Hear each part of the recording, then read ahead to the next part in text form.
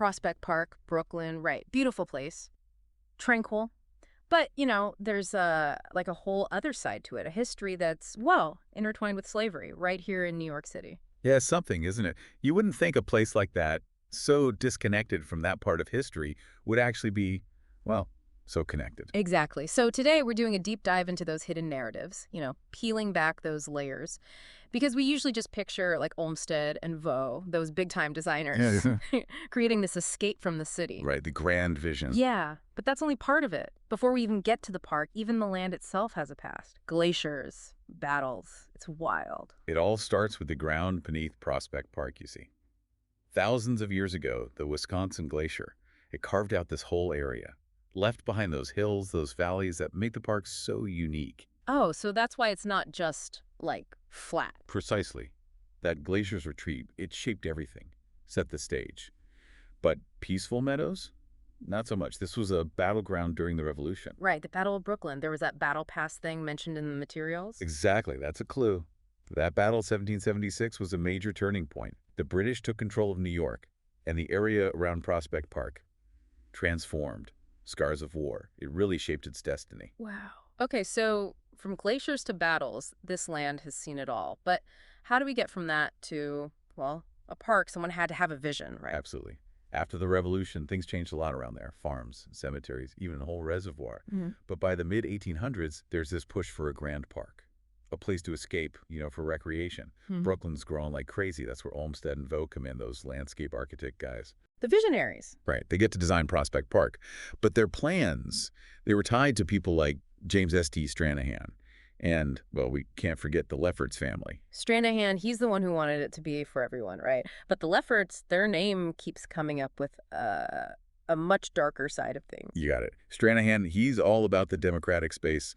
But the Lefferts family, they were big landowners in Flatbush. And they benefited from a system that, well, directly went against that whole ideal. They were very much involved in creating Prospect Park, but their involvement was, let's just say, tied to the labor of enslaved people. See, this is what gets me. We talk about Prospect Park, Olmsted and Vaux, all that, but not about the enslaved people who built it. And that's key to understanding the whole story. The Lefferts family, they had this huge farm in Flatbush. Part of it became Prospect Park. And the people who worked that land denied their freedom. It's like this hidden layer, and it makes you wonder, who were these people? What were their lives like? That's where stories like Isaac's come in. Oh, yeah. That $250 price tag on Isaac's bill of sale, that's just help me understand what that means. Yeah, Isaac's story is powerful. It shows the cruelty of slavery, but also the resilience of those who fought against it. John Lefferts bought him in 1818, $250. A lot of money back then. It means Isaac had valuable skills. Someone wanted him for labor. It's just buying and selling people like property. Reducing their worth to a dollar amount? Awful. But you said resilience. Right.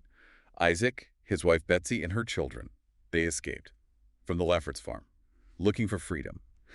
Their story, it's just one of many, but it shows the human cost of this history, how the Lefferts family's reliance on enslaved labor impacted individual lives. It's incredible, thinking about Isaac and his family, like their bravery to escape like that makes you wonder about all the others whose stories are lost, all those lives connected to this land before it was even a park. You've hit on something really important there.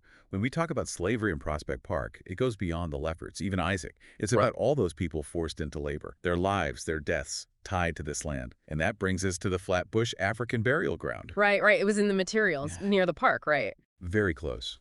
Just outside the park boundaries, actually. A reminder, of those lost and forgotten. For generations, African Americans, free and enslaved, were buried there. It's kind of chilling, a place like that, so close to the park but hidden. Exactly. And that's why talking about it is crucial. The Flatbush African Burial Ground, it's a testament to those people, marginalized, silenced, a physical reminder, their stories are part of this city. It makes you think, people like Isaac working on that farm, did they know about the burial ground? Did they have loved ones buried there? It's definitely possible. The Lefferts farm, it was so close. Some of the people enslaved there, they might very well be buried in that very ground, unmarked, unovened. For centuries. And that just shows how important the work of groups like the Flatbush African Burial Ground Coalition is. Could agree more. They're doing amazing work protecting the burial ground, researching its history, making sure those people are remembered with dignity. It's about restoring their humanity, the humanity that was taken from them. Giving a voice to the voiceless, right? Yes, and recognizing that history isn't just about famous people, it's about everyday people, their struggles, and how their experiences still affect us. So Prospect Park, it's beautiful, but it also holds these painful truths. We need to listen to those whispers from the past, to honor those who came before us. But how? How do we do that practically when we visit Prospect Park? That's the question, isn't it? Just knowing isn't enough. We have to do something. We have to learn, honor their memory, work towards a better future. It's like you were saying, knowing isn't enough. We have to actually do something. Right, and that could be a lot of things, like supporting those organizations doing the work. The Prospect Park Alliance, the Flatbush African Burial Ground Coalition, they're the ones uncovering these stories, giving them a voice. Yeah, yeah, putting your money where your mouth is. Exactly. But it's also about what we do, individually. Learn more. Think about this history when you're actually in the park. Even just talking about it with other people, those little things, they matter. Shifting perspectives, like next time I'm there, walking those paths, seeing the trees, the lake, I'm going to be thinking about the people who made that landscape, their labor. We have to recognize that. It's about seeing more than just the surface.